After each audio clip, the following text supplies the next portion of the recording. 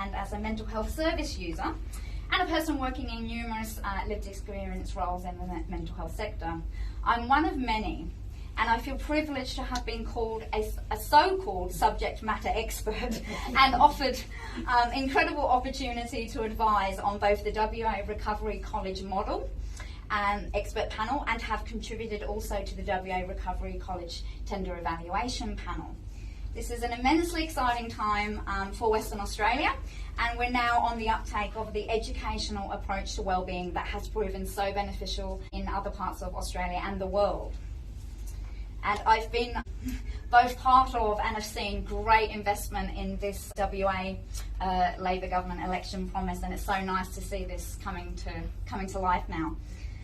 A recovery college system across our state will bring a new era of wellbeing for Western Australians for different reasons.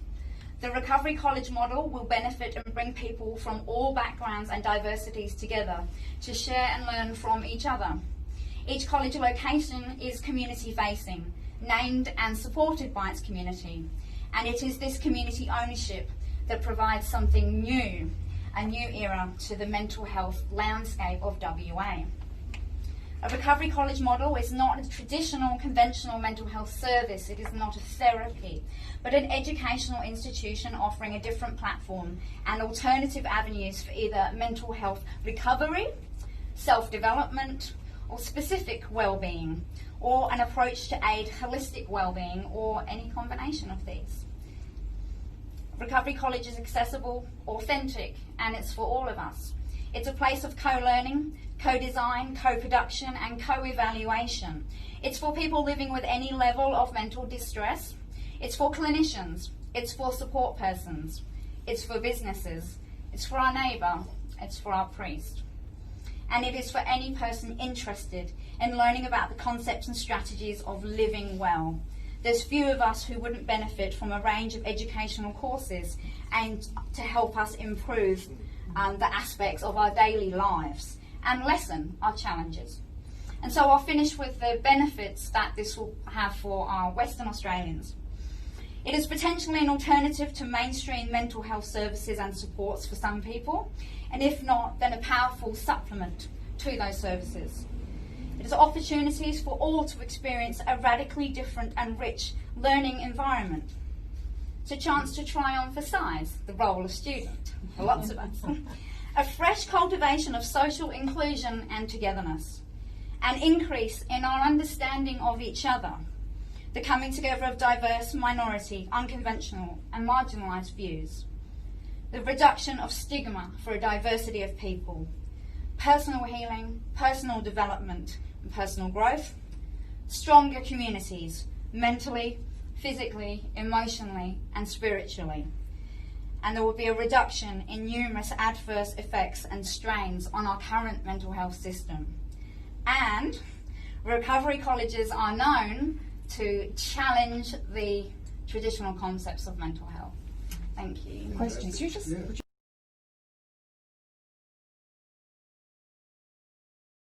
Services that are going to help people in the future? Yeah, look, co-design and co-production is something I've been really passionate about since I first learned about it a few years ago. I did a course at Curtin University to qualify as a lived experience educator, and that was part of our learning.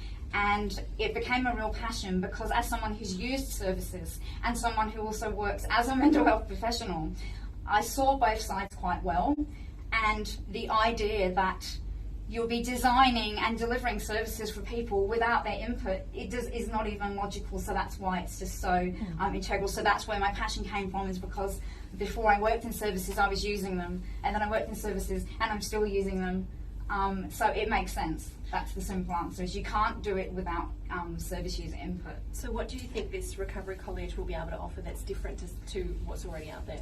Look, I think the key principle is that people are going to be able to develop and grow and manage their lives through an educational approach, which is actually radically different from what traditional mental health services do, because we offer treatments. You do this, you do that, and then we have medications and we have CBT and we have all these things that are helpful that lots of people need and they're great. but sometimes what we're lacking is for people to actually have an experience of educating themselves, being in an environment facilitated by somebody else with lived experience and a clinician and other people who can come together and learn from each other. We just don't have that being offered as a system across WA. So there's a massive benefit to using education and learning to promote your well-being. Whereas if you're a passive recipient of services, I'm not sure people get that real learning. So that's...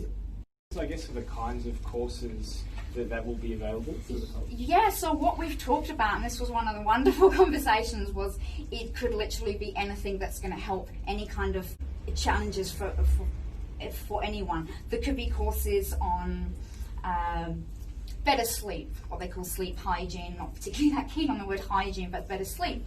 There'd be courses on, managing depression. There could be courses on how to understand your finances, how to budget. I mean, these are things that you don't have to have had a diagnosis to struggle with and benefit from a course. There might be courses on spirituality, how to tap in and live for your spiritual side. There could be sexual health courses. There could be courses and people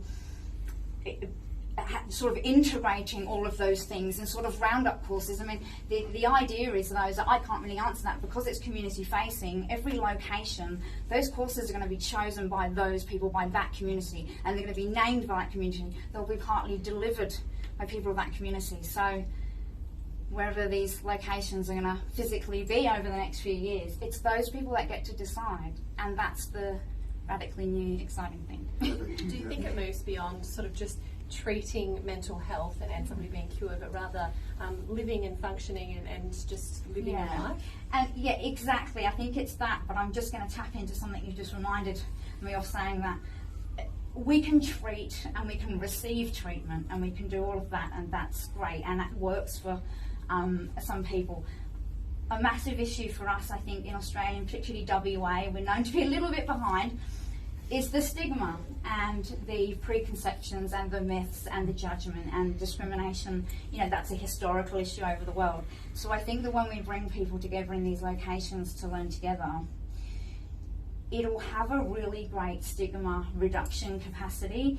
And a lot of people, like myself, it actually wasn't just the illness, the diagnosis, the being off work that kept me in distress. What kept me in distress was how I was discriminated against and how I was judged, to the point where I was terminated from 2 jobs when I mentioned I had a diagnosis.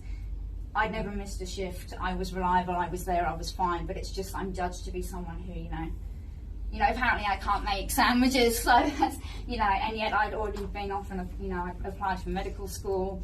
I was wanting to be a doctor before I had my breakdown, so I'm clearly capable of just having a little job in a sandwich bar. But that actually kept me ill for another 12 months because of how being judged that way affects someone. So the thing that I love about recovery colleges is people get to come together from different backgrounds, be open and share, because that's what they've come there for voluntarily, to learn. And if all of our communities across WA are sharing in that way, then surely we'd have more understanding and less myths and more togetherness. Social inclusion, I think, is a big selling point for recovery colleges, because you would hope that over a number of years our idea of inclusion would actually be being realised, I think, on a good level because of recovery colleges.